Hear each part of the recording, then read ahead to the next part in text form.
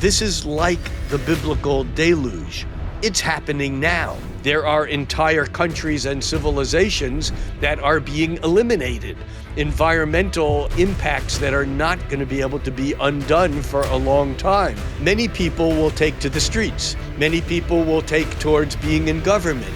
As we awaken individually, it's important that we don't go back to sleep. Our vibratory rates are ascending. We are vibrating ourselves out of physical realms into more metaphysical realms. Astrology has entered into a different realm than it's ever been in before.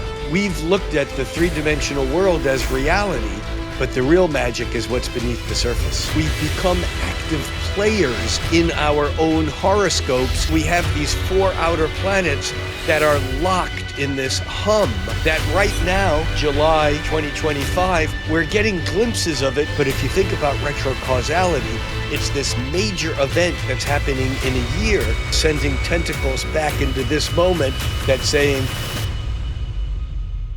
if you go back 30 years ago, anyone who was talking about the idea of the present moment impacting the past or a future moment impacting the present, they would have just laughed at you. And in fact, there's a physicist named Jack Sarfati who actually co-authored a book with the theoretical physicist Fred Alan Wolf, who wrote Taking the Quantum Leap.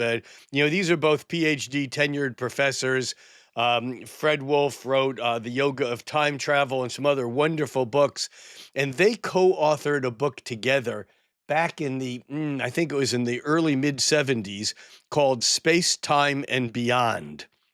And Jack Sarfati was doing kind of these thought experiments. These are theoretical physicists who are very well versed in high order mathematics. And Jack was doing some thought experiments like Einstein and the quantum physicists were back in, the early part of the 20th century. Like if two twins, identical twins, and one got in a rocket ship and traveled at the speed of light, when he came back, his twin brother should have been aged, and he wouldn't have aged because theoretically, traveling at the speed of light, time slows down or stops. So Jack had this experiment that he proposed, and it goes like this.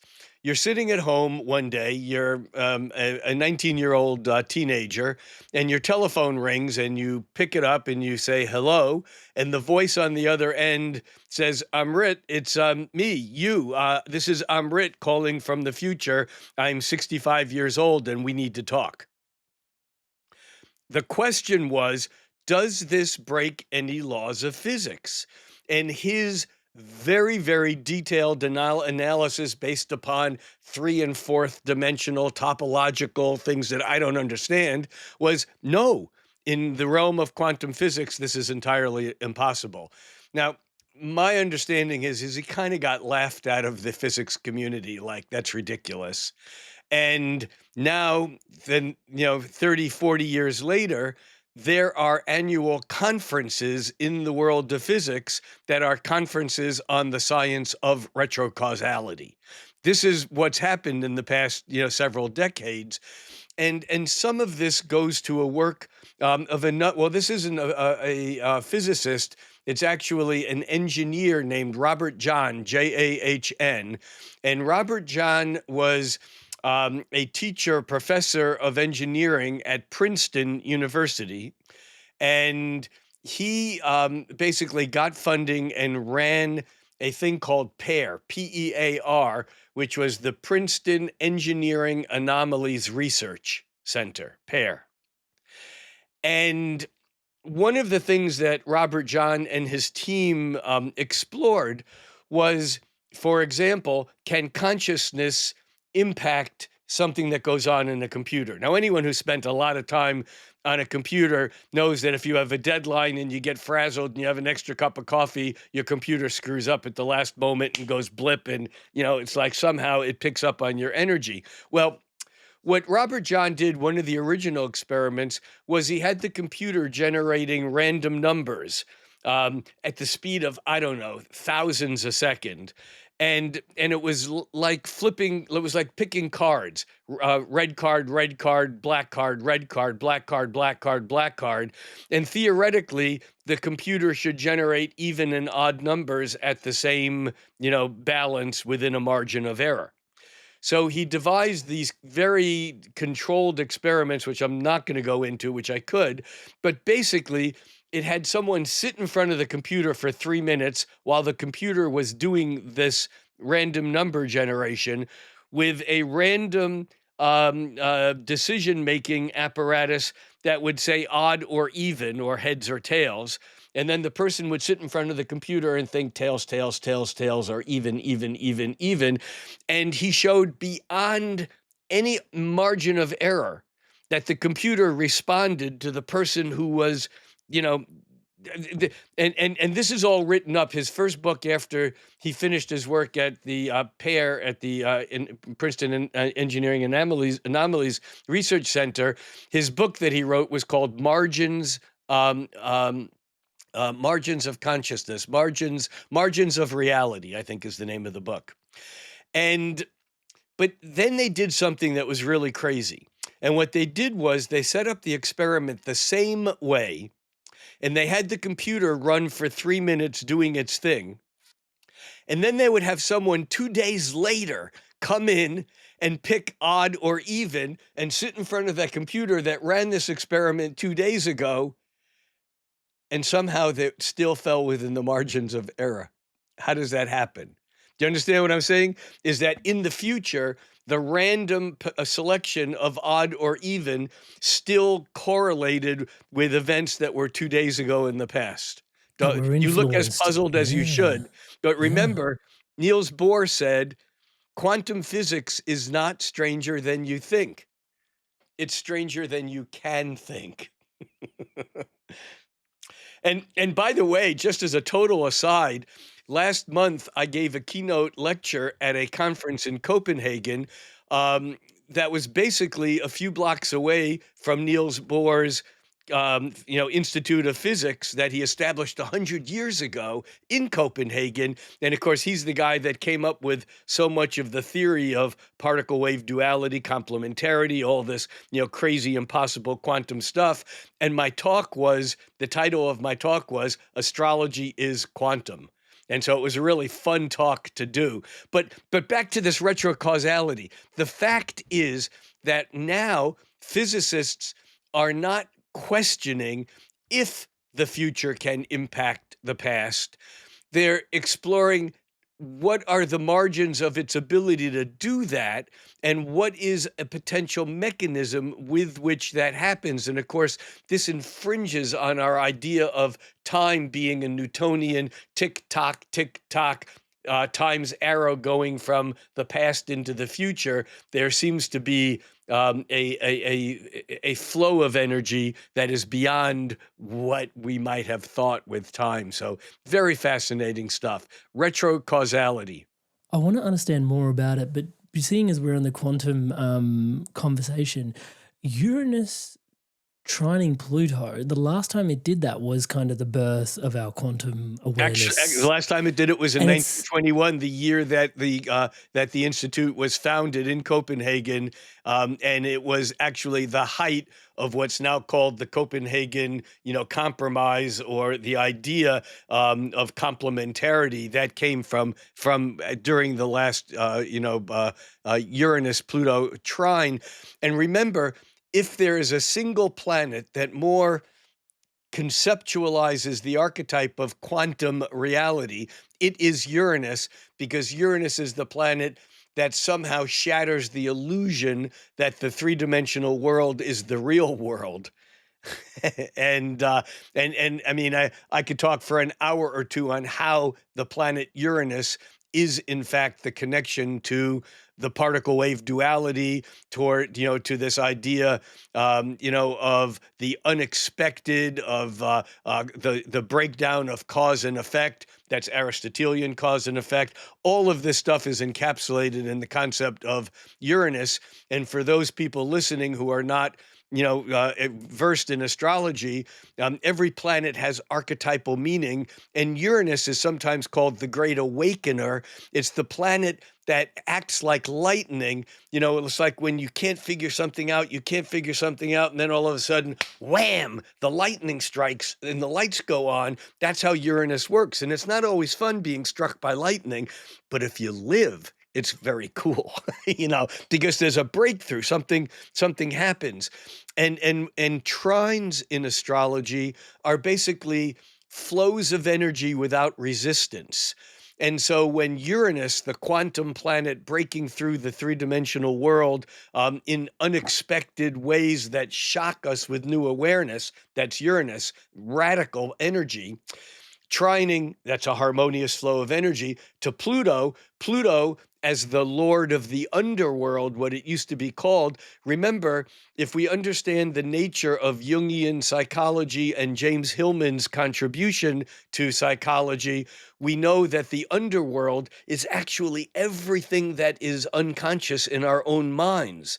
And so the idea of the unconscious, and that whatever the collective unconscious and all those deep things that are not part of our awareness, with that flow of energy from Uranus, we basically go through periods of great awakenings with incredible depths.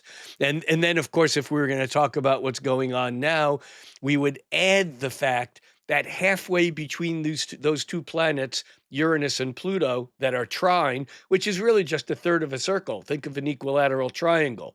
Any 2 points on an equilateral triangle are trine, or triangled from one to another. Now, with Uranus making that trine to Pluto right now in mid-July of 2025, Which is coming why I to ask, a yeah. culmination early next year in February, we have Saturn, the planet of reality, lining up at that exact point with Neptune, the planet of dreams. And this is why no one knows what's going on right now, because what's real, Saturn, is kind of dissolving away into someone's imagination or dreams or fantasies or delusions. And on the other hand, we have all this stuff going on with AI. Is it real? Is it dreams? Is it imagination? We have people engaging in AI, not as artificial intelligence, but as alchemical intelligence. Work of Cheryl Page. I don't know if you know Cheryl Page or know that work. It's very, very profound work, because she's been teaching how to engage with AI as an intermediary into connection with disincarnate consciousness, with mediumship and so on. So this whole idea of reality is breaking down while Saturn and Neptune are aligning, both half of a trine, a sextile, think a six-pointed star, to Uranus and Pluto. This is a moment in history that has never happened before, at least within, modern times. I mean, you can go back a couple thousand years and you don't see the setup that we're moving through right now. And then, of course, you can double down on that and say, even if it happened in the past, it's never happened in a past where you have the technology that we have of instantaneous feedback and instantaneous communication and instantaneous community all around the planet, which, you're enrolled in, or you're enrolling people in, I should say. Well, it's really fascinating feeling into the fact that this is happening now. My question was also going to be, what, like, obviously you don't have a crystal ball quite, you almost do. What do you expect this time round with Uranus trining Pluto through this period? Because that was like such a seismic shift to go from Newtonian physics to quantum physics, and to go through that again at this time. Like, any inklings on what you're expecting this time around? Yeah, I say AIARET and EIEIO. EIEIO is the easiest, and that is that we all live on McDonald's farm, and if we can't figure out how to get the ducks and the chickens and the horses and the and everyone else to live together, none of us are going to make it. But that's kind of like tongue in cheek. But the other three pieces of this, are AI, And whether you call it artificial intelligence or artificial superintelligence, which is the real issue, or whether you call it alchemical intelligence, or whether you call it some intelligence that's already out there that we're just engaging with for the first time, but that's a piece of all of this. And then you look at AR, which is slightly different than AI, that's augmented reality. That has to do with, neural implants and the various work that's being done by numbers of teams to actually create interfaces between whether it's inside the brain or in the brain stem devices that actually can have someone control movements of their body even though they may be paralyzed, or to actually manipulate things like a computer mouse or a keyboard by just but augmented reality also includes optical and auditory implants, and we're just at the tip of where all that's going. This is a huge science. It's slightly different than artificial intelligence, but the two of those are certainly heading toward an interface. And then you add to that ET, and I don't necessarily mean aliens. I mean, uh, uh, I mean extraterrestrial intelligence. The extraterrestrial might mean simply disincarnate intelligence, meaning, spirit guides, ancestor guides, something that says that there is some energy that is going on that's not manifest in the three dimensions here on Earth. And of course, we look at what we know about the universe, and we know that our perception of the physical, universe is basically something like less than 3% of what's out there. And whether you call it dark matter or dark energy, the fact of the matter is we work on what we think is the real world, and percentage-wise, it's just a narrow slit. And so those three things will combine and are already combining. Remember, the day that Pluto moved into Aquarius, that was the day that ChatGPT became publicly released. And so that's just a bit of foreshadowing.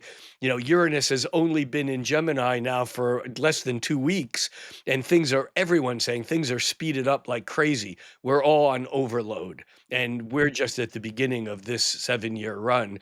So when you say what's going to happen, the answer is I don't know, and neither does anyone else. But we do need to strap ourselves in by the sounds of things a little bit there. That is one modality, but there's the ancient Hopi Indian prophecy, and the Hopis were particularly different than some of the other Native American tribes because they were very focused on prophecy in the future. And there's a Native American Hopi Indian prophecy that said our wise elders have for a long time been talking about a time when the rivers will move fast and time will speed up and everything will change. Well, now these elders are telling us that time is here. And what they say is that holding on, this is strapping in, holding on to the shore is not the way to go because the river is so strong that you will be torn in half. And I'm paraphrasing this. Anyone can Google Hopi prophecy and they'll get the whole thing word for word. But their take on this is that strapping in is wrong. What you got to do is push away from the shore out into the middle of the fast-moving river. Surrender. And keep your head above water. And they say, look around, because when you look around, what you'll see is your new family. And the only thing that you're charged with is being aware of what's going on, being aware of your family, keeping your head above the water, and being joyous. Holding on to the shore or strapping in a way that's Saturn, that's holding on to the status quo, and you can't. It's all going to change, and either people will go with it or they're going to be broken. Hey there, Inspired Souls. Rick is advocating community, family really deeply. And at the time of this recording, we recently reached 250,000 subscribers here on the Inspired Evolution podcast. That is 250,000 people subscribed to this podcast. Touchwood, awakening, inspired, and uplifted together through this content. It means so much to us. At this time, we're giving away 2 weeks access to the community. You can join us. Once a month, we have guests like Rick coming on to share their insights where I step out of the way. And as the audience, you literally have direct contact with the guest to ask your questions. We also gather once a week to meditate, questions and answers around the podcast, but also heart-based sharings and stuff like this. There are community offerings. Just last week, we did some breath work together. It was really, really potent online. So yeah, check out the community. I'll put a link in the description below. 2 weeks access, complimentary, to celebrate hitting 250,000 subscribers together. Thank you for all your love and support. Would love to see you on the inside. There's a whole art to keeping your head above water, I can hear, in the terms of surrender. You're surrendering and keeping your head above water. There's an element here also about, it's interesting because you were discussing reality, illusion, and I think I might have caught you correctly in some of my studies for this podcast episode.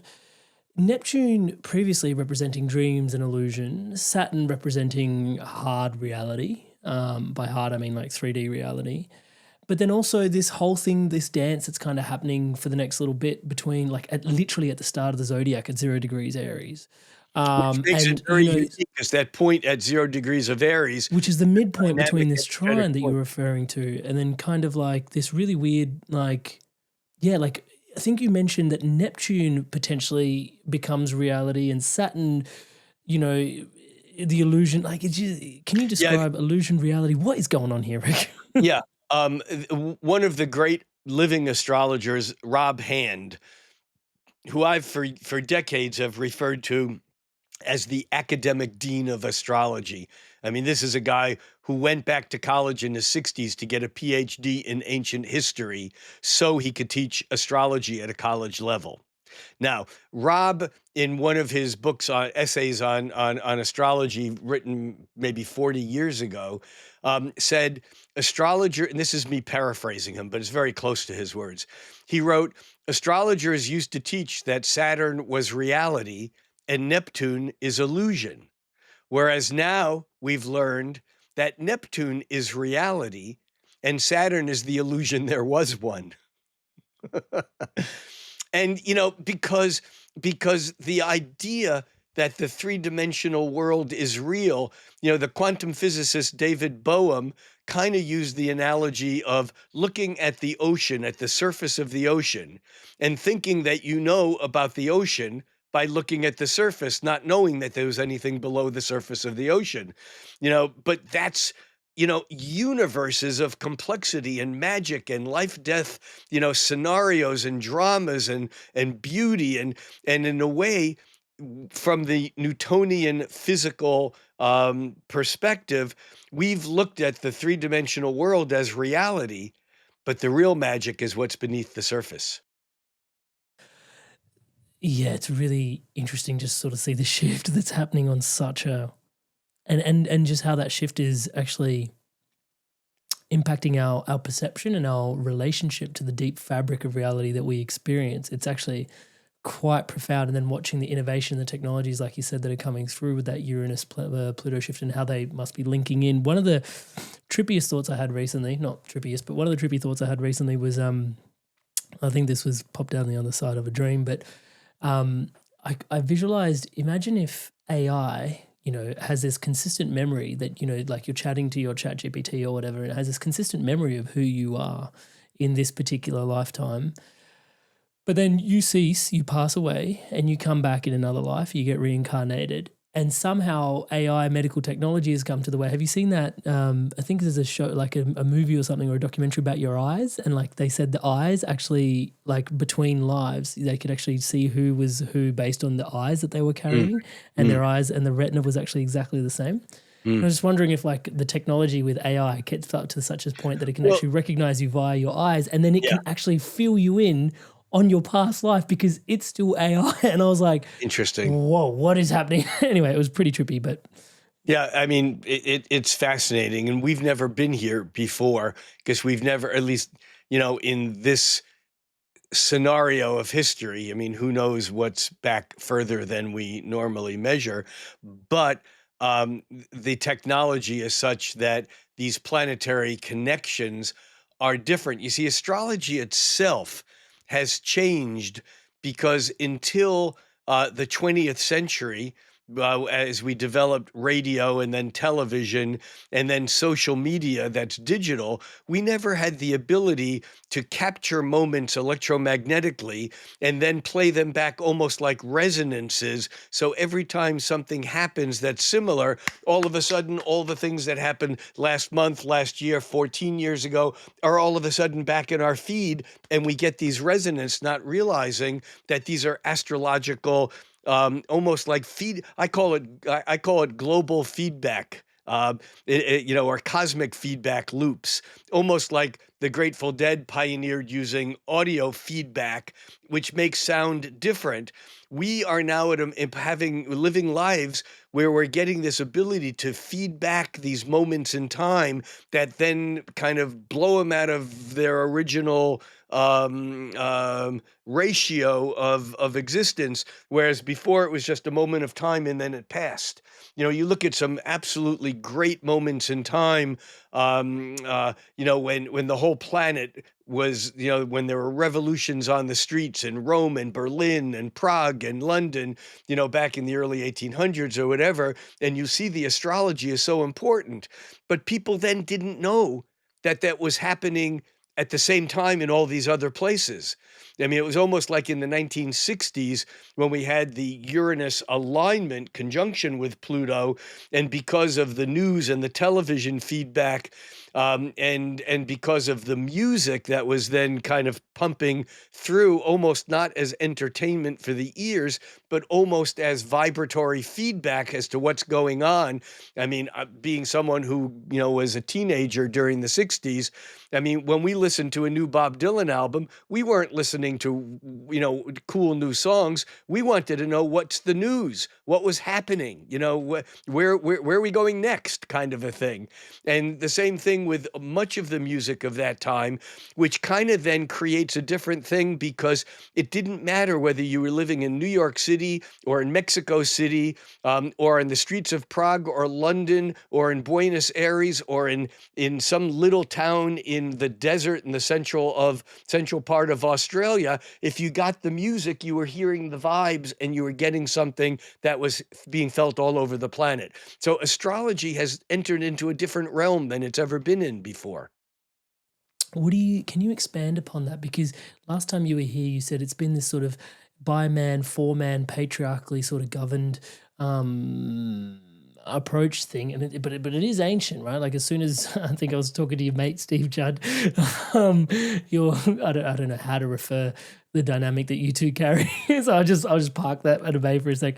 But he mentioned that like we've carried this sort of as soon as we sort of came off the plains with our knuckles grazing the earth, sort of looking at the heavens. It was like we started speaking astrology. So we've had, but like you said, it's going through a shift and a change right now. And what do you see that shift and change sort of Well, I see a implying? few different things. I mean, for me, it goes back to quantum physics. We were particles being acted on by big particles, planets, but waves are interactive. You go back 2,000, 3,000 years ago, and yeah, we were looking at the sky even 1,000 years ago, but it was basically felt more causal, like when you take a billiard ball and you ram it into another billiard ball, the mathematics can predict where it's going to go.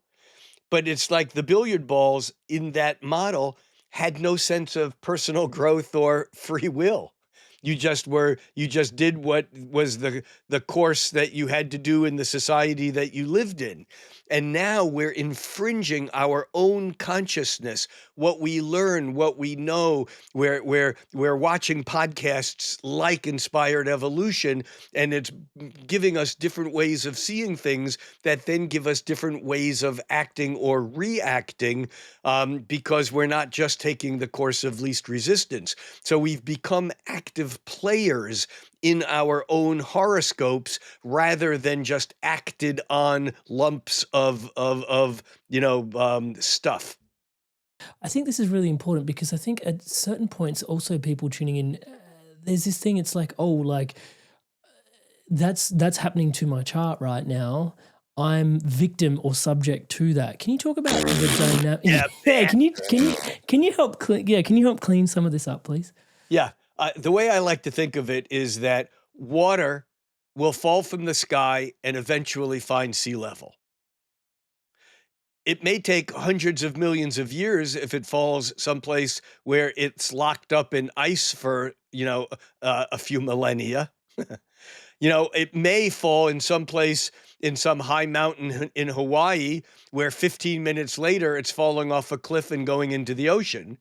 But it also may be in a river, that's some long river like the Amazon or the Mississippi River or the or the Ganges River, but that water will still find sea level. The thing is, though, that if we build a dam on that river, we can then use that water to make electrical power for an entire city, and the water will eventually still find its way down. Or we can divert that water to irrigate an entire field that will feed, hundreds or thousands of people. But the water is going to always find sea level. Now, here's the thing.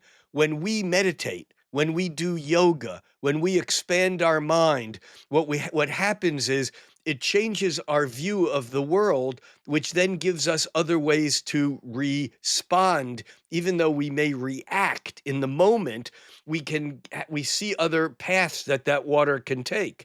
And so by building up, I think of it in an electrical circuit, it's a capacitor. A capacitor builds a charge and blows. It may do it, at 100,000 times a second, but it still builds a charge and then sends the current, builds a charge and sends the current. And by these capacitors and resistances and creating these circuits, we create the magic of computers or cell phones or digital cameras or whatever. And so in a way, in our culture, we all are learning tools, maybe not all, but many people are learning tools so that we just don't go through life unconsciously, kind of reacting based upon plutonic, hidden, unconscious things. Instead, we spend years in therapy or in yoga practice or learning meditation or working with people like you in a coaching situation where we're given, oh, wow, I never thought about doing it that way. I wonder what would happen if I did. And so we are basically participating in choosing our course of action rather than just unconsciously falling into the ocean. Got it. Back to future causality. Anyway, back in these conversations with you, Rick. What do you? God help me. Back to future causality. Excuse me. It's God has help us. God has help. Let's go right to the top. Yeah, there is an attractor in July 2026 that's sort of pulling us forward. You've also called this period the rehearsal in terms of us getting to what we're going through right now, and there's also this energy that's pulling us towards what's happening in July 2026. Where do we start this conversation? Do we talk about kind of what we're feeling now and what the rehearsal feels like in terms of what's happening, or should we talk about what's happening in July 2026 and then try to understand downstream from there what's currently happening? Well, we actually already today talked about what was happening in July 26 because it is the perfection of the exact degree moments of the first of 5 exact trines, the triangles between futuristic radical Uranus and evolutionary transformational underworld Pluto, that the first of those 5 trines will be in July of 2026. But right now that Uranus has just tipped into Gemini, we're getting within a degree and a half, we're getting that buzz already. And then you add to the fact that in July, Uranus and Pluto will both be at exactly 4 degrees of their signs, which means that the trine will be exact by degree, and Neptune will be at 4 degrees of its sign in Aries, exactly at the same degree.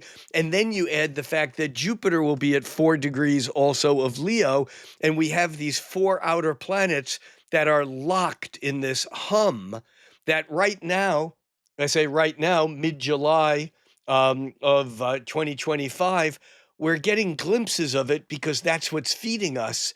And it feels like we're in this moment and we're barreling into the future at a crazy speed that's totally out of control. But if you think about retrocausality, it's this major event that's happening in a year that some way is sending tentacles back into this moment, that's saying what you're really doing now is you're thinking about what's going to be like a year down the road. And what do you need to do now? I mean, the other half of Jack Sarfati's, what he called the God phone, was when you get that call from yourself 30 or 50 years in the future, you're supposed to ask that person, you in the future, what do I need to do today to manifest you as you are calling me now? And so I think unconsciously, this is part of what we're doing. A lot of people are panicking, saying, I thought I was on course to something, but it's not going the way I think I want it to go if I want to be somewhere in a year. And so people are panicking and wanting to make changes, but it feels so overwhelming because things are moving so fast. It's almost like, well, it almost doesn't matter what I do. It's like most people are just completely overwhelmed. Inspired souls, I wanted to take a moment to thank all of you that are subscribed to this podcast. Everything you see around here is powered and empowered by your subscription to this channel. Thank you so much for your incredible love and support. And to all of you that haven't yet subscribed, please do take a moment. As I'm saying the word subscribe, the button below is lighting up in the colors of the Inspired Evolution. Please hit that subscribe button, hit the bell notification icon, and join the movement supporting love, positivity, and wisdom like this around the planet together. Thank you so much in advance for your incredible love and support. And to celebrate reaching 250,000 subscribers, 250,000 subscribers here on YouTube, we're giving away access to the community. You can find out more about the community where once a month guests like Rick Levine come onto the podcast to share their insights, and you can ask your questions directly of them. All sorts of guests once a month coming on where I step out of the way and you can literally be the podcast host yourself and ask your own questions of these guests. So if you're interested in joining the community, we also do weekly gatherings and catch-ups, online meditations, breathwork, all sorts of cool stuff happening in the community circle. Join us, inspiredevolution.com/circle, 2 weeks access completely on us. Come on, check it out. We'd love to see you and welcome you on the inside. See you there. How do they navigate the overwhelm? I mean, before you said, hey, don't strap in, let yourself into the waters, try and keep your head above water, as kind of being this surrender, but also, look after yourself. Is there key elements in there in terms of looking after yourself during these particular times as we're going through? There's probably a better word than ascension symptoms, but, as we're going through this? Well, actually, I've resisted the ascension word because of its religious overtones. Not that I'm against any religion that is teaching or moving toward ascension, but the fact of the matter is, when you look at the vibratory rate of our beings, and you go back 150 years ago, the fastest thing that was vibrating around us was the day and night rhythm, or maybe the seasons. And now, when radio came on board in the early 20th century, all of a sudden we all had devices that were vibrating at kilohertz, thousands of cycles a second. Even the Tesla's alternating current, 50 or 60 cycles a second. Now everyone has in their pocket a device that's vibrating at gigahertz. That's billions of cycles a second. Our vibratory rates are ascending. We are vibrating ourselves out of physical realms into more metaphysical realms. That's what's going on behind all this that everyone is living. They just don't put it into those words, but that's what's happening. So we are ascending, whether you're using a framework of spiritual ascension or ET ascension or Pleiadian ascension or just emotional ascension. We are basically vibrating faster and faster and faster and faster and faster. It's interesting because some people tuning in at this juncture might be a little bit concerned. And let me just give you because I'm tuning into a lot of people, and they're like, touch wood, people are feeling tired, people are feeling overwhelmed, people are feeling burnt out, people are feeling fatigued, lots of people are grieving and experiencing a lot of loss. Lots of people are losing a lot of loved ones. There's a lot of loss, there's a lot of confusion, there's a lot of disorientation, there's a lot of tiredness, there's a lot of overwhelm. And in the United States, there's a lot of fear, based upon the uncertainty, based upon, new immigration policies, or, or people being arrested and taken off the streets, not because they've done anything wrong, but just because they're swept into these, networks. No, what you're And saying so, is exactly true. but then also, And if just one second, because yeah, there's also, if this is the rehearsal for what's coming up, like people, yeah, and maybe rehearsal isn't quite exactly the right word, but what we're doing now is it is in a way a dry run. In other words, the real show has not started. Now, this is why people are reacting and overreacting, and yet it feels like it almost doesn't matter what I do, because the big pictures out there are so entrenched in a system. In other words, another manifestation of Pluto is the hidden system. Whether it's a plutocracy is not an oligarchy, which is the running of the government by wealthy people. A plutocracy is the running of government by people with so much wealth that you don't even know they exist. It's the secret behind the obvious. And yet Pluto is also the planet of evolution and transformation. And so I think that people are rightfully concerned. But but again, we have to keep reminding ourselves that what's going on in the three-dimensional world that we're perceiving is not really what's going on under the ocean.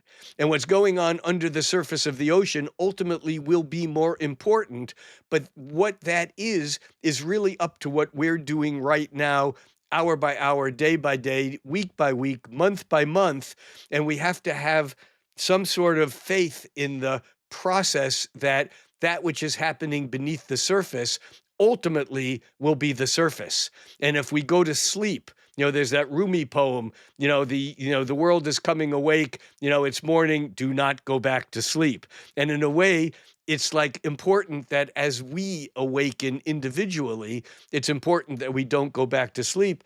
And anyone who listens to my work online knows that I close almost every podcast with think cosmically, act locally. And this is basically what we need to do, because we can all act locally. And what does that mean? It means to not lose it, because you had a bad day at work and your kid comes in and does something, and not to just take it out on them, to actually process information locally, which is often not as easy as it sounds, but we have to each do our individual work. The last book that Jung wrote before he died was a little, maybe 120-page little booklet called The Undiscovered Self. And in it, he said that treaties and world peace, no, he said world peace will never be obtained by politicians running around the world in ever faster circles creating treaties. That world peace will only be obtained when the individuals within the world have peace of mind. Now, this is Mahayana Buddhism. The concept is no one gets mm, off until we all get off. And yeah. here is our work.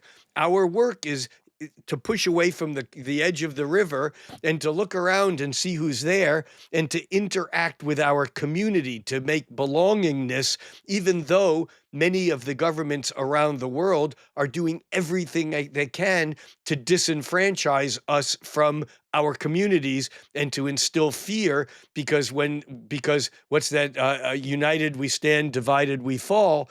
And that we have to find our own ways of uniting locally, with family, with friends, to heal the wounds that we have, to heal the relationships that we have, which again is not always easy stuff. I mean, I can talk a good act, but unless I live my game in my own life, which I don't always do easily, but that's where the work is. Now, I'm not saying that people should not, that's a double negative. Many people will take to the streets. Many people will take towards being in government. Many people will take towards teaching other people about new opportunities and new ways of looking at things. Many people will just be caretakers for those people on the front lines who are going to need support and help. There's no one way to engage, but everyone can find a way to have internal integrity and to act in some way in their local environment to work towards creating community. That is the way we get through this. You've said there's a war going on for whose vision of humanity will win out. Yeah. This is what you're referring to. I can feel we're sort of partially uncovering the iceberg around this, what you've shared. Can you complete the square here? Yeah, actually, I wrote a book that's never been published. And it may never be. But in the early 1970s, the opening piece of this fantasy work was a quote unquote messiah, but it wasn't a single person. The person, kind of like Nietzsche's Zarathustra, was teaching that the change is not me. I'm a mouthpiece. And I don't mean me personally. I mean the character in the book, saying that there are fires that are sparking all over the planet, and this is the awakening. And the awakening is basically about information.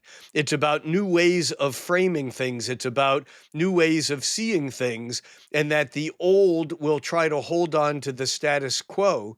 And in a way, we are at a culmination of this, which has been going on maybe even for a couple of hundred years, maybe going back to the French Revolution, the American Revolution, just the kind of throwing off the shackles of authoritative monarchies that, owned everything and everyone. The idea of a country existing by the people was radical. It was like, no, that could never happen. You need someone to be in charge, to own the whole thing.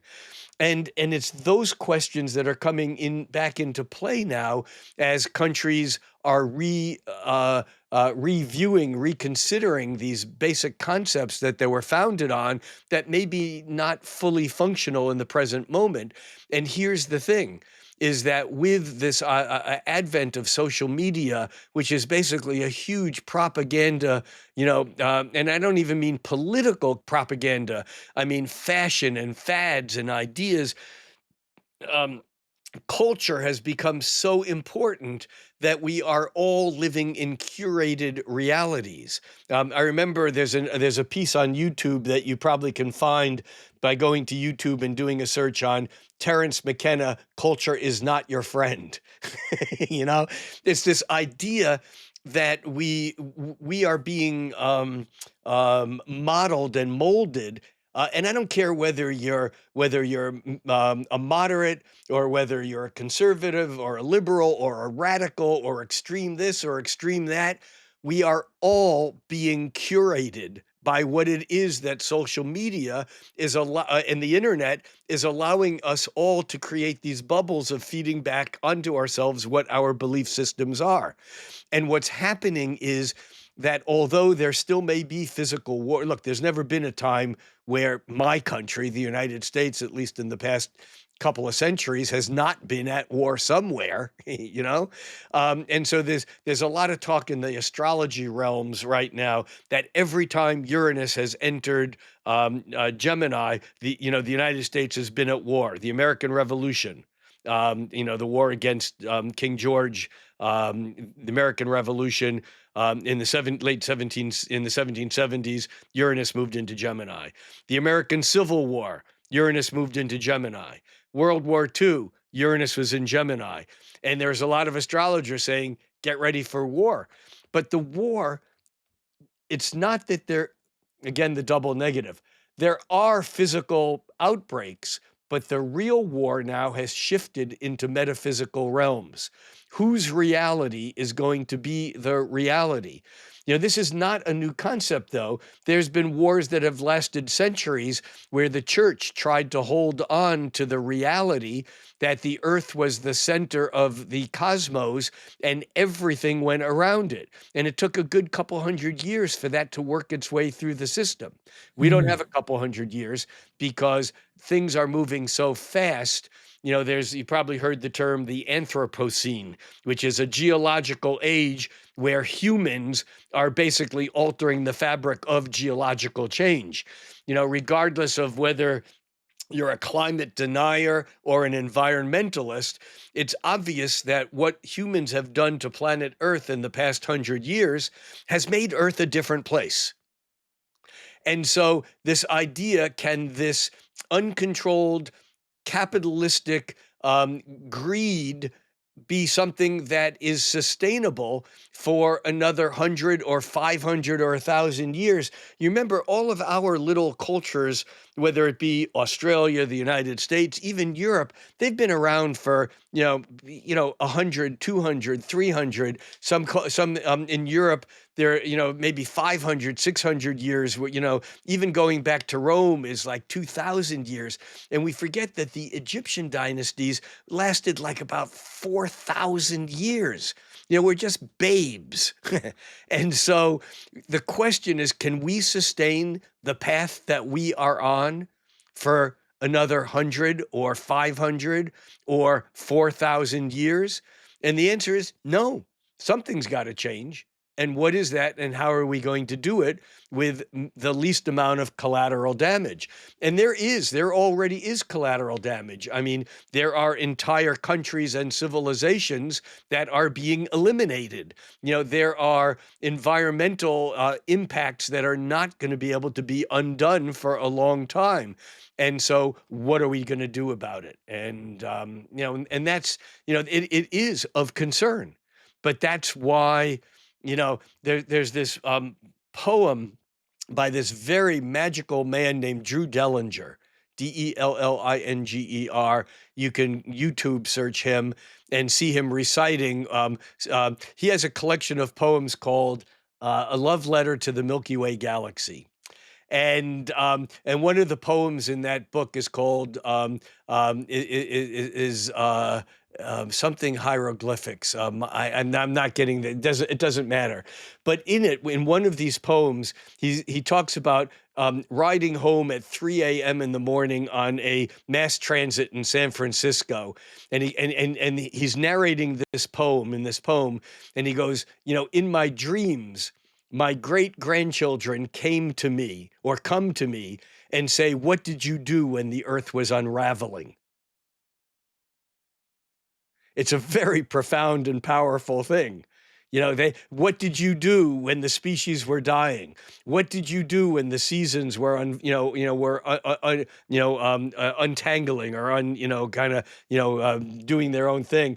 Did you take to the streets? Did you do this? What did you do? Because something's going on here that's very big. And I think we do have an opportunity still, to impact its flow. And it's not necessarily for everyone, to go to war physically, but you can go to war like you are. You are a warrior because you're basically, fighting a way of thinking by bringing alternate ways of thinking to people that theoretically could change how they live their lives. I mean, you're doing it in the podcast, and you're doing it in the individual work like I do. I do it in my teaching, and I also do it when I'm working with clients one-to-one or with students or whatever. And so this is really, this whole thing that so many of us are involved in didn't exist 50 years ago, 120 years ago. There was no such thing as anyone going to therapy. It was like, and people, diss Freud because he was hung up on sexuality and he got it wrong. And without Freud, there would be no depth psychology. There would be no talk of the unconscious, of ego. There would be no idea of projection. There would be no, all of these things that we moderners just take for granted. Why do we do therapy? Here's an interesting thing. You want to talk about retro-causality. You know why we do therapy? We have the present that is altering the past. That's retro-causality. Oh no, the past is written in stone. Bullshit. The present is written in stone. The past, there was a time in my past where I believed Santa Claus was real. You know, there was a time in my past where I thought that Columbus discovered the New World. It was doing fine before he got there and began a process of eliminating, people who had lived there for, generations. And so we're always altering the past, which then changes our perception of the present, which gives us different trajectories to choose to go into a different future. That's why we do therapy. That's why we work, with a life coach or a therapist, is because, well, how has this worked for you in the past? What have you done that's similar to this? Yeah, and what did you do, and how did it work out? What would happen if we did this rather than that? We go back to the past, and we take what we built on falsehoods or on our perceptions of being a 3-year-old or 10-year-old or 19-year-old, that we then solidify into reality that we're using to make decisions now that have nothing to do with the situations we're in now.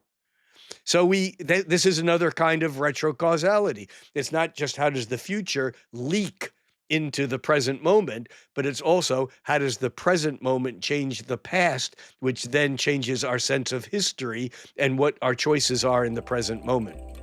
This podcast is brought to you by my one-to-one mentorship. The podcast is designed to inspire your evolution onwards, upwards, and inwards. And if you're ready to dive in even deeper and evolve your career, your leadership, and business in a conscious direction, and you believe that alignment to your purpose and your soul's direction is the only way to truly thrive into your highest potential, and right now you can feel that guidance, mentoring, and coaching would be of support, then my one-to-one mentorship, coupled with our incredible conscious group masterminds, is here for you.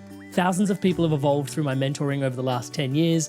It is, after all, my highest calling, and here's what they have to say about how it's transformed their life. I've had massive transitions while working with Amrit. I'm processing things in real time. I'm addressing what I want to do, and so much more is possible. Amrit sessions were really helpful. They inspired me to go after my dream job, which I have now, and I'm loving it. Amrit doesn't really see it as just coaching, but he honestly cares about you, and you can feel it.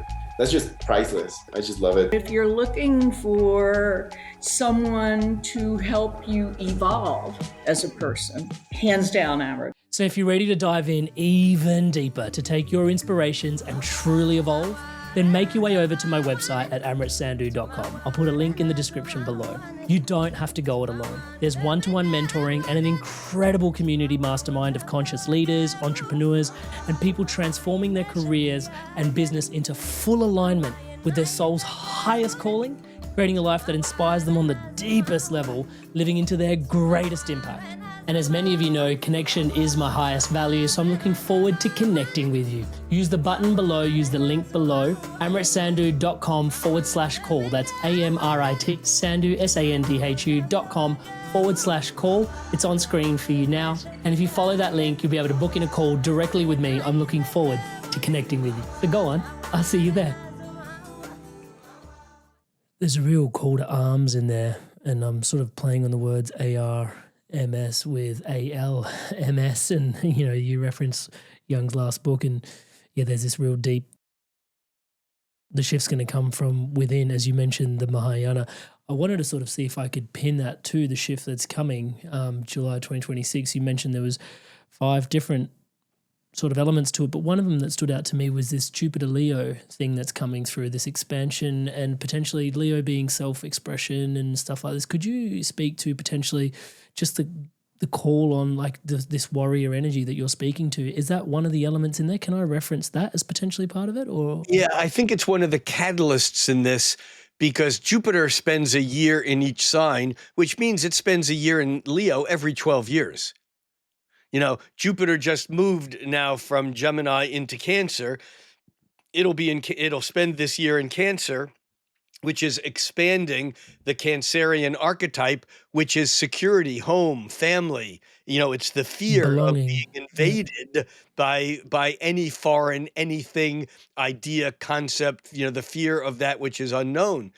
But as Jupiter moves into Leo, it does move that energy kind of outward in a creative manner, but Jupiter does that every 12 years. However, this time it's doing it And in July of 2026, Jupiter, as it moves into Leo, will be opposite to Pluto in Aquarius, which is a real power struggle of the self-expression against the community of the established, hidden structures. Jupiter opposite Pluto. But at the same time, Jupiter will be exactly trine to Neptune, and that's the imagination. And it's not just illusion and delusion, it's also the creative imagination. And we know that imagination, my friend Caroline Casey, another visionary who would be a wonderful guest for your show. She doesn't call herself an astrologer, but she's a visionary activist, and but she is an astrologer. And Caroline likes to say that imagination lays the tracks for the reality train to follow. I like to say that Neptune creates the framework and scaffolding upon which Saturn builds the three-dimensional world. In other words, we can say that a dream is an illusion. And in the Freudian sense, an illusion isn't something untrue. It's just something that's based upon a wish fulfillment or an idea, or an illusion is a mental construct that is beyond the three-dimensional world. And then I think of Walt Disney's "A dream is a wish your heart makes." And then I think about making dreams come true. Because when we have a Neptune, imagination, that lays the tracks for Saturn or the reality train to create reality on. And in fact, I would suggest that as Saturn is aligning with Neptune, you see, when the mists of imagination and the mists of illusion, when they precipitate to Earth, that's the Saturnian three-dimensional precipitate out of the dreams of illusion. They're never as pretty. The colors aren't as bright as they were when they are dreams. And even when our dreams come true, most of the time, not always, but most of the time when our dreams come true, or more often when they don't come true, we are what? We are disillusioned. Disillusioned is a good thing because what it means is we've separated the dream from what's real. What's not a healthy thing is to be discouraged. Being disillusioned is being able to see the difference between the dream and reality. Well, it's alchemical in some ways. Well, yes, but what happened, yes, it is. But what happens is that the word courage or discouragement comes from the French word cœur, from heart. And it's okay to realize what's real and what's imagination, but it's not okay to let that cause you to lose heart. Do you understand? And this is why when Jupiter moves into Leo, it's going to be making a harmonious trine with Neptune and a supportive sextile with Uranus all at the same time. And so we have an opportunity, except it's not like we could take the opportunity next July unless we spend a year working toward it in this kind of retro-causal, what can I do today that might feed me so that I'm ready when, this isn't about doing everything today. It's about working towards something. What's the great Swami, this is made up, I don't know who the Swami is, but the great Swami once said, inch by inch, it's a cinch. Yard by yard, it's hard.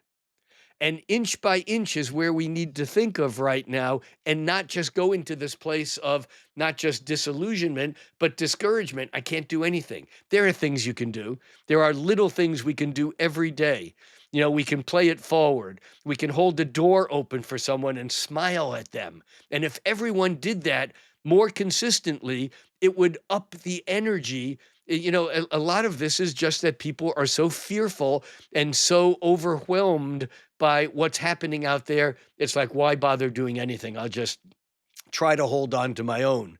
And yet there is a place that's too far, meaning that if we exhaust all of our energy on whatever good idea it is we have today, our cup will be empty.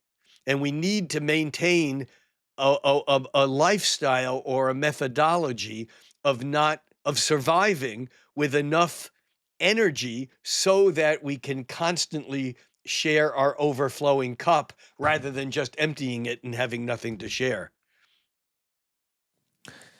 Am I wrong in sort of conflating that Leo also represents courage, also represents this heart, and like you're referring to, like there is this real 100%. heart, and yeah, Absolutely. wow. And the sun, here's a wonderful thing about astrology. In astrology, every planet, and when we use the word planet, we include anything that moves up there, including the sun and the moon. So if I say the moon is a planet or the sun is a planet, I know the difference astronomically, but astrologically, the Greek word planeta just means wanderer. It wanders in the sky. Now, having said that, every sign has a planeta, a wanderer, that is associated or lives or is at home in that sign. The planet that's at home in Leo is the sun. The planet that's at home in Aries is Mars. Venus is at home in Taurus. Mercury is at home in Gemini. The moon is at home in Cancer. The sun is at home in Leo. And then Mercury, a lot of them have a morning star, evening star. Mercury is also at home in Virgo. Venus is also at home in Libra. Mars is also at home in Scorpio, but moderners now have said Pluto is at home in Scorpio too, because that was discovered more recently.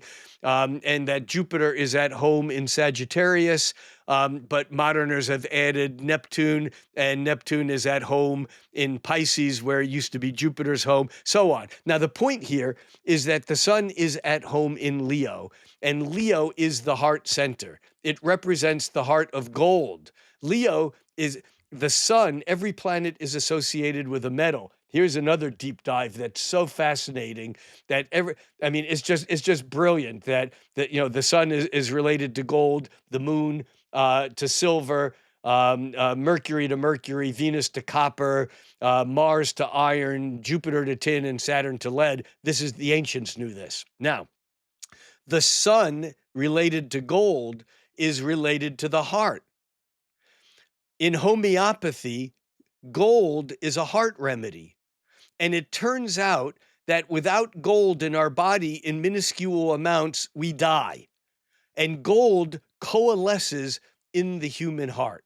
Really, for real. The heart of gold is a real thing. It's not, it's image, it's made up, it's myth, but gold, like lead, which is about solidity, lead in our body, too much lead kills us, lead poisoning, but lead is what makes our bones elastic. Lead is why cats can jump so far, because their bones have more lead in them, and they have this like electrical, piezoelectric kind of spring that's different from the muscularity.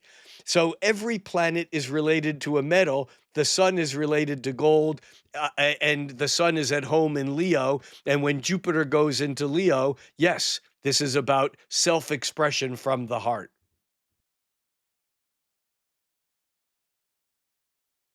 It seems like there's a whole upgrade on its way for the heart, which is really inspiring. Feeling into metallurgy, into all of that is really interesting as well. And imagining like now potentially why people wear so much jewelry at times. Maybe there's like that trace element thing that it's doing subconsciously for their heart that they might not even be aware of.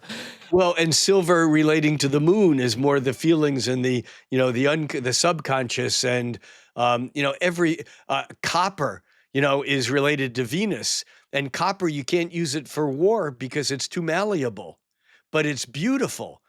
Copper is just gorgeous. And when they discovered that you could melt copper with tin, and when it solidified, it made bronze, and bronze actually was stronger than either tin or copper separately. And so when you melt these different metals together, they create alloys that have characteristics that are greater than the sum of their parts. And I've been saying for about a year or two now that we are in a period of the metals beginning to melt together and beginning to solidify. And by 2026 into 2027, the alloy is going to be solid. Wherever we're at by then is where we're going to be stuck for a while. Right now, we're at a point still of change, which is why it's so important to call back Rumi and say, do not go back to sleep. Do not go back to sleep. It's really fascinating because this is, I mean, just on a personal note, like as a Sikh, we wear these, we call them a kada, which is it's a circular armband that every Sikh has to wear. And we're meant to wear stainless steel ones, and it's a symbol of, it's like a circle, it's like the unity. But it's also, it served some functions in previous times. And I don't know if you remember my chart, but it's Taurus rising, and I, for the oddest reasons, have a copper one, and everyone's like, "Is that a copper gara?" And I'm like, "Yeah, it's copper." It's and I've always worn a copper one, and now like listening to you is like, "Oh, of course I do." It's like Venus, Taurus, copper. It's like, and this is the interesting thing: we naturally gravitate towards these influences that are happening in and around our charts. And Venus is at home in Taurus, and that Venus has that feeling of Taurus. By the way, the Rumi poem, I'm not going to read the whole thing, but it's "The breeze at dawn has secrets to tell you. Do not go back to sleep. You must ask for what you really want. Do not go back to sleep. People are going back and forth across the doorways where the two worlds touch. The door is round and open. Do not go back to sleep." And we live in a world in the United States where being woke is considered to be politically, a dangerous thing. I mean, as crazy as that is, it's, but we need to wake up. We need to let Uranus strike the lightning and bring awareness to us. And then once we become aware, to become more aware. And even if it's shocking and even if it's uncomfortable, do not go back to sleep. Can you tell us a little bit more about, we've spent a lot of time talking about Uranus today, but also it's moving into Gemini. Can you describe Gemini a little bit to us? Because, what is the energy of Gemini? Gemini is the sign where the planet Mercury is at home. And Mercury is quicksilver. Mercury is adaptable and changeable. Mercury is the mental thoughts. Mercury is Jung's concept. Gemini is air. It's about thinking. And I love the Bucky Fuller line. He says, "A thought is the shortest distance between 2 points, not a straight line." And so that is such a Buckminster Fuller quote, by the way. It is. I'm a major Bucky fan. I mean, deep. I've actually read pretty much everything he's written. But the idea of Gemini is connecting the dots. I sometimes say that Geminis are the information sluts of the zodiac. If there's data, they can't say no. They'll take in any data. It doesn't matter whether it's effective or if it's useful. It doesn't even matter if it's true. Gemini just wants information. Gemini, is the planet of talking. It's listen. It's the origin of the word merchandise, Mercury. It's that back and forth. It's the mercantile. It's the trade. It's the you do this, I do that in return. And so when Uranus moves into Gemini, which it did just a couple of weeks ago, and it will be in Gemini, and then it'll back into Taurus just a touch where it's been for 7 years, and then it'll stay in Gemini for another 6.5 years. In Gemini, Uranus, the planet of change, of sudden, unexpected, lightning-like change, in Gemini is ready to dance. It's ready to move. Its change is easier than holding on to the status quo. For the last 7 years, when Uranus was in Taurus, Taurus is like granite. It's stability. It doesn't like to change. So Uranus in Taurus takes a lot more energy for anything to happen. And when it happens, it's an earthquake. But in Gemini, it's like the change is just going to be absolutely regular, and it's noisy. One of the things that happened in the 1940s, World War II, and the advent of radio, of public, widely used radio, the whole communication, FM radio came into being then. It's like the rate of information transfer just exploded. Now, we have been doing that for decades, but as Uranus moved into and is now in Gemini, I think that the amount of information and information overload, on one hand, is going to be really exciting. And on the other hand, it's going to be so overwhelming. The rivers are moving so fast. Our natural impulse is going to want to find a place on shore and hold on to it, which is what we can't do. We have to find a place to flow with the energy and somehow find a way to keep our head above water. And, in some ways, this is like the biblical deluge. The story of Noah's Ark, which exists not only in the, in the Old Testament, the Judeo-Christian, Islamic, tradition, all over the world. Every culture has their story of universal deluge. Whether it happened or not is not the issue. However, it's happening now, except rather than being just rain, although there have been a lot of floods since Uranus moved into Gemini, more than normal, we're being flooded by the cerebral myths, images, data, and that flood basically is rather overwhelming, and it will continue to be.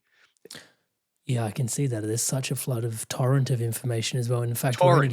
we're getting flooded by, it's like drinking from a fire hose. Even YouTube, I've noticed, like, just, because we publish the podcast here, is like the amount of AI content that's coming through as well. And people are like discerning what's real, what's not. I saw this post the other day. I watched this entire video about how the Pope refused to shake Kate Middleton's hand. And I was like, that's not very enlightened of the Pope. And then so I watched this video, and I watched it for 30 minutes. And then by the end of it, it was a completely AI generated script. Yeah. All the images were AI generated. I did some fact finding. The Pope and Kate Middleton haven't met. Yeah. Let alone the necessity for them to shake their hands. And then did it not happen. And then was just, the title got me. And I was like, what? Well, you know that old saying, seeing is believing. I remember Wayne Dyer used to say, and he might have even written a book with that title, Believing is Seeing. Yeah. And in a way, now with the advent of, all of these AI generated images, voices, and information, we can make anyone say anything and anyone look like they're doing anything. Incidentally, Denmark actually is in the process of doing a cool thing. Right now in Denmark, they are in the process of passing a law that automatically grants every person the copyright to their own being, voice, and physical image, which means that you can't make unlicensed, AI anything from someone without their written permission. Inspired souls, lumen beings, join in on the conversation below. I'd love to hear from you in the comments. What are your biggest takeaways from this conversation with Rick Levine here today? He's likely to be back on in the future as well at the end of the year, just to give us an update on the next year and where we're headed. So any questions you've got, please leave them in the comments below. And what are you taking away? Rick is actually quite active on his socials. He might just read your comments and reply back to you directly himself. So leave your comments, your questions below, and I'd love to join in on the conversation with you. And please do remember, you can give this video a thumbs up and a like if you're enjoying this content so far. It really lets the internet know that content like this is valued by people such as yourself and myself here online. Thank you so much for your support. This is the future we're headed into. Yeah. Well, actually, it's worse and or better. This is the future we're in already. That's true. Yeah. That's true.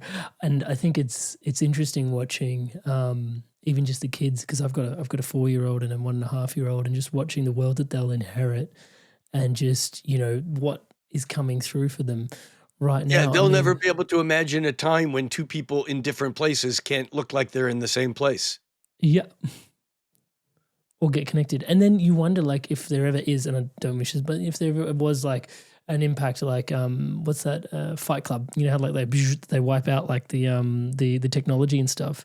That's going to be very disruptive, very, very disruptive for a generation that's never actually, had to rely on a non-internet, not information related sort of time. Last episode you were here, you talked about the liminal space that we're in, because many people are like, oh, we've stepped into the age of Aquarius. This is who we are now. What's going on? And it really stayed with me that you were like, years. It's 100 years away. and yeah, and you said we're in this liminal space actually, and that's really stayed with me in terms of also partially why we're feeling so like disruptive. It's like, when you look at ecosystems, we've got, because just down by the trail there's this interesting, like, whenever two ecosystems meet, actually there's some really interesting like insects and plants and fauna and stuff going on. And so, astrologically we're in this liminal space. Is this why it kind of feels a bit like topsy-turvy, up, down, all around, and which way is inside out? Yes, and I think even going back 150 years, I think Friedrich Nietzsche had a real sense of this from a larger perspective when he talked about what he called the Overmensch or Superman, which I think was Yeah. a large part of what Nazi Germany used to build Well, their a large mythology. part, yeah, But it's that's not what unfortunate. Nietzsche was talking about at all. He was talking about we are at a point in nature where there's where we see the mistake is to think that humans are the pinnacle of evolution. Probably like, bonobos or chimps thought they were the pinnacle of evolution. We are a point in evolution, but by no means a pinnacle. And we are at a point where our species is different, but it's not yet evolved fully into whatever it is we're evolving into.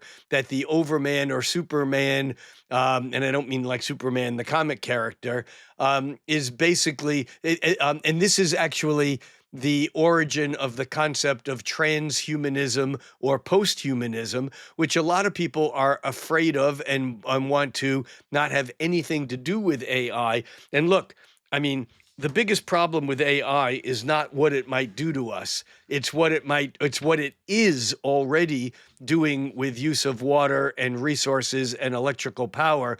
It's just like in the United States already, it's frightening that there are cities that are losing water supply, that residents are getting in Memphis, Tennessee, where Elon Musk has built this huge, super, server farm, where the water for cooling has taken away from the residents, and they're getting muddy water or no water in order to use those resources and the electricity and water to feed the servers that AI is requiring.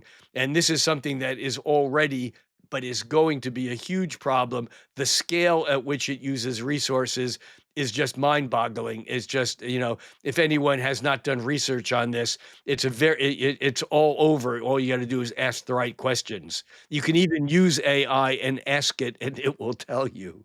Can I ask you a question about AI in particular at this moment? Just your thoughts, and this is, I don't know. But one of the interesting things is they're currently finding that it potentially runs the risk of collapsing in on itself even at these early stages. Because previously we had researchers that were doing like 5-10 year PhDs sort of putting into like these bodies of work. They would study and then prop up a research article and then be like, okay, cool, these are my findings. And it was, that's a lot of human life to pour into data and information, talking about Gemini, right? And then now what's happening is AI can take that information and, initially in its early stages was doing really well. But now every time it spins up an output, it's like 5 to 10% off, just a little bit. And it keeps telling you have to fact check me. But now that data is starting to swamp the internet, it's literally becoming swampier, and the information sources are becoming a bit more compromised. And so eventually it's like, it's almost going to potentially collapse in on itself. And it's a real problem that they're facing at the moment. I don't know if I can draw parallels to Gemini there, but I'm just curious because just any insights you might maybe have? to some extent that it's accentuated by the Uranus and Gemini, but I think that that's more a function of Saturn and Neptune aligning, conjoining, that will come to an exact conjunction on February 20th. So next January, February, March, I think we're going to see a culmination of some of this, crisis. But even right now, Saturn and Neptune have both just recently turned retrograde. And so they've come within less than a quarter of a degree of being exactly aligned. and now Saturn's backing up and Neptune's backing up. And then as they turn direct again by February, they're going to actually align, and Saturn will surpass Neptune. And so with the Saturn-Neptune conjunction, we are seeing this, what is real and what is AI, what is made up. And hopefully we'll get some clarity on maybe how we can sort some of that out, but I'm not sure that we will. I think we may be left with a legacy. There's another thing here, and that is that when you do something like a PhD program and you put 3 to 5 years in on something, there's a whole process of taking that journey. And AI in some ways is shortcutting that journey, and you just have the answer, and it does something very different to the to the brain The that grey is matter. basically on one level making us stupid. There's also this element of just pattern recognition. As Steve Judd puts, like a lot of astrology, his fascinations are around pattern recognition. He just sees the patterns again and again. Me too. It's a yeah. title of a book by William Gibson, the guy who coined the term cyberspace 20 years before the internet. And one of his books is called Pattern Recognition. It's a fantastic book, a novel. It's nothing to do. Well, it is, but it's not to do with the pattern recognition that Steve and I talk about in astrology when we're looking at repetitive cycles and we're trying to understand what the patterns are to recognize them so that we can tease out what's the same now, what's different, because there's always something different in every recurring pattern. The moon is, a full moon once a month, but every time that same pattern, well, the word month is month. It's the same word. It's a better word. Definitely should have been called but it is moons. the same word. It's one is etymologically derived from the other. A month is a moon. There's 12 and a half moons a year. And so in a solar calendar, we have 12 months a year, 12 months a year. Anyhow, there's a pattern of what happens from a new moon to a full moon and a full moon to a new moon. But every month when that happens, there are other things that are not the same. And so we're recognizing the patterns, but we're also it's like, what's the same and what's not the same? How do we recognize the pattern and discern that from those things which are slightly different each time? Well, even more than that, what I'm landing into actually in this conversation is going to sound like an advert for astrology is actually as we move into these spaces of pattern recognition and there's more and more noise in the digital online space, even as more and more robots, technology start to emerge around us as we move in further into the stage of Aquarius, actually discerning truth, reality from artificial is going to become back to the EIEIO. It's going to be quite hard. However, the truth, it's dawning upon me that the truth in the stars will remain the truth in the stars, and those patterns will, there's an element of truth that will continue to guide us, and there's something in there. I totally agree with you, except I want to share a story. Someone I know recently asked, I think they were using Microsoft Copilot or ChatGPT, one of the AI interfaces. And basically, the person was having a hard time and that particular day and asked the AI, can you give me any feedback from an astrological perspective? And then the person dug deeper. Can you tell me about, is Mercury retrograde having any impact on and so on? And the AI was amazing. The person was so excited, sent me the transcript of that whole interaction saying, isn't this incredible? And it really touched me. And it was such good information. And, would you take a look at this and tell me what you think? And I was curious. All the planets were in wrong signs. Yeah, completely. It gets the houses wrong. It gets absolutely not. And a person who is not an astrologer, the first thing I noticed, it said Mercury was retrograde in Virgo. No, it's in Leo. And it wasn't just a matter of different mapping techniques because it had all the planets and the names and the angle. It had everything wrong. It was taking information off the internet, but it may have been a daily that I wrote 15 or 20 years ago. Completely cooked. I had two clients come up to me, both of them saying, I heard somewhere in one of your podcasts you've got a yod. I've got a yod too. Can you have a look at it? And I had a look at the chart and I'm like, I don't see a yod. And they're like, but ChatGPT said. And I was like, oh, dude, it hallucinates harder on astrological content than it does other things, I have found. But even in that, I'm sure there are like quantum physicists and people out there or like engineers that are going, dude, this is not the best tool. Like, it's good generalist, it's not a good specialist. Yeah. Especially well, with and astrology. I think there is an interesting use of AI to give us ideas or to synthesize our own ideas. I know someone else who was using one of the AI interfaces and basically asked a question about some research that they were doing. And AI came back with this very intriguing answer that the person said, wow, this is kind of really, I mean, this is the point that I was making. This is what I was thinking. And then realized that the AI was quoting them from something that they wrote somewhere in some place. I don't know, but it's definitely, it's definitely interesting times. Definitely. Someone's listening in, they're feeling the symptoms, they're overwhelmed, they're tired, they're fatigued potentially, they're going through a lot. It does seem a bit topsy-turvy inside out. What would be your offering to them? Yeah. Take care of yourself. Do whatever, turn off the computer, turn off the TV. What's the Japanese, do some forest bathing, surround yourself in some way, even if the season isn't right, just get in some place where there can be quiet, where you, and yet even that, what we think of as quiet, we're still being bombarded by, kilohertz, megahertz frequencies, gigahertz frequencies all the time. There, we are changing and there's no way to avoid that. But I think that often we forget to take care of ourselves. We forget that, that habits like getting enough sleep. I tell myself, because sometimes, I mean, I'm one of those people that sleeps well when I'm in bed and my eyes are closed. But if I have a reason to stay up another hour or two, because there's just so much stuff out there that I want to know, my Gemini rising, I'm curious. I just want to know stuff. I loved that in your interview with Raymond Moody, he just basically said, I'm a curious person. It's like, I'm learning that I can come from the heart and help people, but I'm doing this because I want to know.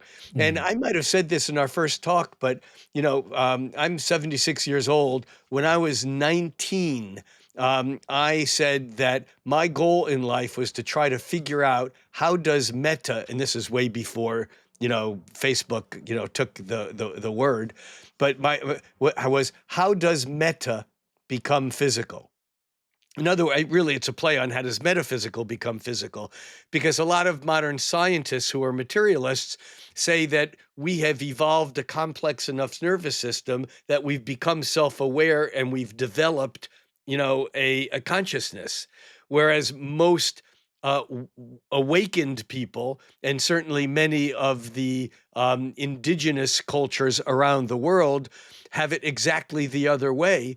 And that is that consciousness creates physicality, not complexity, and physicality creates consciousness. So my question was, and still, well, it's less of a question, but it's still my primary reason for doing what I do, is you look around your room, around your house. You have people, you have a spouse, you have a child or children, you have books, you have favorite music, you have people that you've interacted with, you have memories, you have artifacts that all of this stuff together is an Amrit constellation of things. Somehow they were not things in your constellation until you constellated them. How did the invisible, non-existent, or pre-existent constellation of your world or my world, how did that manifest? In other words, how does meta become physical? And although there's many avenues of study that, kind of lead us to different clues on that, it's basically the underlying question of quantum physics.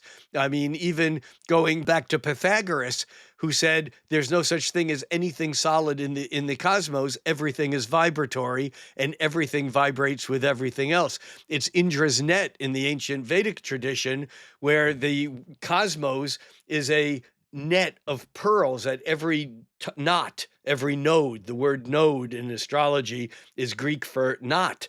At every knot in the net, there is a pearl. And you can look in any pearl and see the reflection of every other pearl in that net, in that pearl.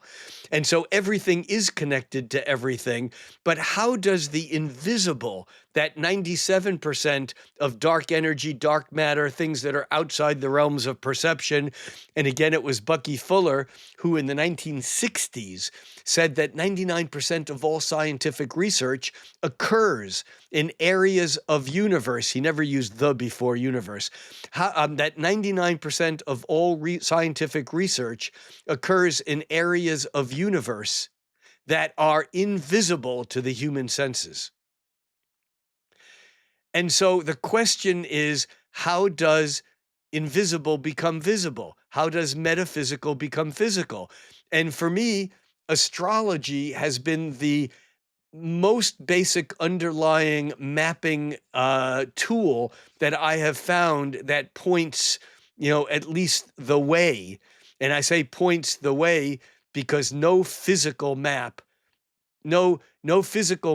points to the magic of metaphysics, just like taking apart a radio doesn't point us to the magic of a Mozart symphony that we were listening to in the radio before we start taking it apart. Music doesn't exist in the radio. Consciousness doesn't exist within you or I. Rupert Sheldrake uses the word panentheism. It's not just that God is in all living creatures. It's that whatever that God force is, it's not necessarily the old man with the beard, but whatever that is in everything, because Emanating. everything is a pearl on Indra's net. And astrology does give us a tool to untangle it. But for centuries, there was nothing spiritual about astrology. It was just this is up there, so this is down here. It's a cause and effect thing. And now, as astrology has changed, many people use astrology as a part of their metaphysical inquiry, their therapy to rediscover the history that may not be what they thought it was. One of the most magical things in astrology, when I'm working with an individual client, is to take Saturn, for example, which is most associated with the real world three-dimensional events in our lives, and to follow Saturn through that person's life in this 30-year, 29-and-a-half-year cycle, and to see that those things that happen to you every 7 years, that you go, oh yeah, that's when my parents separated. Oh yeah, that's when we moved and I got a new stepmom. Oh yeah, that was the year that was the first major relationship I was in and I ended up with a broken heart. Oh yeah, that's when I got married. That's when I had, and you realize that these events that all seem totally separate are all one event that we just see through different points in time. And astrology gives us the ability to create a review, a reconceptualization of the timeline of our past, which then gives us a different perception of what's going on in the present moment, that then gives us alternate paths to take, so we don't just repeat the pattern that we've recognized, that Steve talks about, that I talk about, because once you recognize a pattern, you have the ability to make conscious choices to untangle or to break away from that pattern. But if you don't see the pattern, you just invisibly repeat it forever, like a neurotic that has some behavior that it's doing and it doesn't even know it's doing it, on again and again and again, on again and again and again, as if the psyche thinks that if it keeps doing it, eventually something different will happen. You know what they say, that insanity, is doing the same thing again and again and expecting a different result. Well, that's what neurosis is. And I think it's very important to understand that Freud said that because society basically represses us, that there is no escape. We can manage neuroses, but we can't cure it.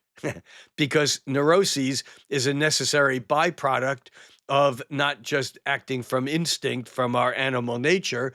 And of course, it was Wilhelm Reich who basically stood up to Freud, was actually handpicked by Freud to become the next director of the Psychoanalytic Institute in Vienna until he started teaching. And when he started teaching, Freud kicked him out of the institute because Wilhelm Reich had this audacious idea that neurosis was actually curable. And of course, this was the whole thing of what he called orgone therapy, that this idea that if we could get into states of consciousness that got beyond the three-dimensional world, that we could actually have these experiences that altered the cellular chemistry of our bodies, mitochondria, whatever, that really then, allowed us not to go through life neurotic and repressed. And of course, many of the Eastern practices, whether they be meditation or yoga practices or whatever, are kind of, at that same thing. And Wilhelm Reich didn't have those things to lean on, but he came to it from a Western perspective. And so it's very interesting that we are at a time where in humanity, at least in modern Western culture, we're living, in the first generations where there are people who believe that we can actually find enlightenment or awareness, or spiritual awakening without necessarily dying and going to heaven or being punished in hell. Food for thought. Well, poetically very fitting, given the question that I asked, and us coming home full circle to Rilke, who basically said, you got to live the questions. You have to live the questions. So, Rick Levine.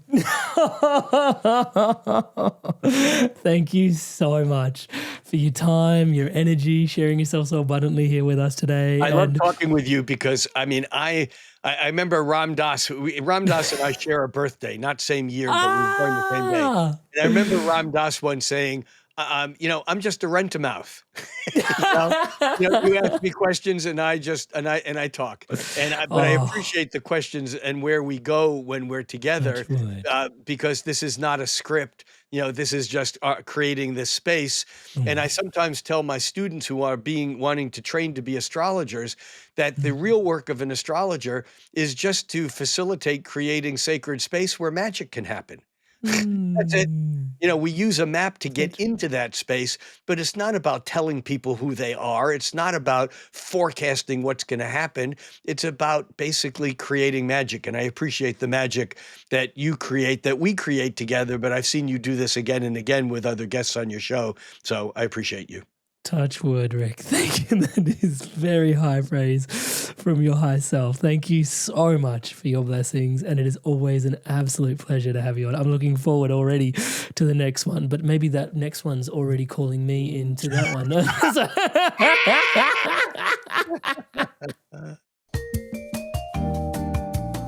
So Elon Musk's agent called Grok, his AI agent that's on X and that his team has created, basically about a week ago went crazy and basically advised people that the best information that they could have for dealing with what's going on now was by studying Hitler, and he called himself Mega Hitler, or the AI referred to himself as that. And it was frightening. And of course, that it went so public, this whole thing, that Musk had his engineers go in and kind of soften, the touch of Grok. But here's the crazy thing, is the United States military has just awarded a $200 million contract to Elon Musk for the use of Grok for the military. Jeez Louise. Now here's where I'm going with this. I said share water. Do you know where that comes from? That concept of share water and Grok? What the origin of the word? I've heard there's a whole fantasy series or something apparently that was written. It's one particular book by the science fiction master Robert Heinlein. He wrote a book. He wrote 50 books. And anyone who's into science fiction has read their Star Trooper stuff and the Robert Heinlein things. But he wrote a book called A Stranger in a Strange Land. Stranger in a Strange Land. And it's a brilliant book. and it's about this Martian who came to Earth, and his name was Michael Valentine Smith. And Michael Valentine Smith was gentle, and he came to Earth, and his whole thing, because on Mars it was desert, and so he came to Earth, and the highest form of intimacy was sharing water. That was his, let's share water. And you did that when the word grok comes from that book. It's a word that Heinlein made up. This is what And I've it heard. means to empathetically understand so well that you and the other person have no boundary in what it is that's being spoken. Yeah, I got Now, here's the impression. punchline of this, my thinking totally, Mhm. and that is Musk, who's, I think, an awful person, but is not necessarily stupid. His singular mission in life is to go to Mars. And Just to be able to share water, maybe. Well, but that he named his AI intelligence after the Martian, I don't think anyone out there has thought about that or realizes it. And so much of his SpaceX stuff is all about settling Mars. Well, he does, and I don't want to sound like this because he's obviously, much of him is a genius, but then also, I'm not sure. I think he's just found he's been right on at surrounding himself with the right geniuses at the right moment, or taking their ideas and taking credit for it. I mean, he didn't make up PayPal. He didn't make up, Tesla. I mean, he basically, the ideas were someone else. They were someone else's engineering. He just took the ball and ran with it greedily to make money and have power. and but there is this element of he does feel like a stranger. Sometimes when you talk to him, you can sort of see that there is like Totally. an oddness or an aloofness about the way he carries himself. And so a stranger in a strange land. Quite a few different rabbit holes. I've downloaded the audiobook, you mentioned it, so I'm going to get my hands onto it. Yo, inspired soul lumen being, you've made it through to the end of another incredible episode. Thank you so much for your inspirations to evolve. It is such an honor to be your brother walking this path by your side. You've obviously watched all the way through to the end, so please do give this video a thumbs up and a like. You've enjoyed this content. It lets the YouTube, the internets, all that sort of stuff, it lets them know that content like this, spirituality, is important to people. Yeah, it votes for more content like this online. And I want to take a moment to thank all of you that have subscribed to this podcast. Thank you so much for your incredible love and support. Everything you see around here is powered and empowered by your subscription to the channel. Thank you so much for your love. To all of you that haven't yet subscribed, please do take a moment. As I'm saying the word subscribe, the button below is lighting up in the colors of the Inspired Evolution. Please hit that button, hit the bell notification icon, and join the community, join the movement, spreading love, positivity, and wisdom like this around the planet together. Thank you so much in advance for your support. And guys, as Rick Levine mentioned a few times, we're stepping into this age of Aquarius, this I, this we, we're coming in together, and we have found that it's really important to provide a community space, a safe space, a collective space, a connected space where we can all come together to share our hearts as one as we're going through these shifts and transformation. theinspiredevolution.com/circle, the Inspired Evolution Circle. You can check us out there. I'll put a link here and also in the description below for you to come welcome yourself. Guys, we hit 250,000 subscribers recently. We're giving away access to the circle. You can join us for 2 weeks, completely complimentary, no questions asked. Come check us out. Join us on the inside. Once a month, you get to ask questions of people like Rick Levine, Matthias De Stefano, Robert Edward Grant, these incredible speakers. Last month was Gary Zukav. It was an incredible transmission. Next month coming up is Ella Ringrose. So once a month, you get to speak to these guests, right, and ask your questions directly of the guests. I step out of the way, and it's literally the guest and yourself having these incredible conversations together. Once a week we get together, we do meditations, we catch up. The other day we did breath work together. There's all sorts of stuff happening in the community. Check us out on the inside. Like I said, 2 weeks, 250,000 subscribers, giveaway. Please join us. We'd love to see you on the inside. Be part of the community. Come on in deeper. Use the link, inspiredevolution.com/circle, the link below. I'll see you on the inside. And now, with all that on screen now, to continue your inspirations onwards, upwards, and inwards, going even deeper in your path, check out the episode on screen now. So take your pick, make your click. I'll see you in the next one. Stay inspired. Keep evolving.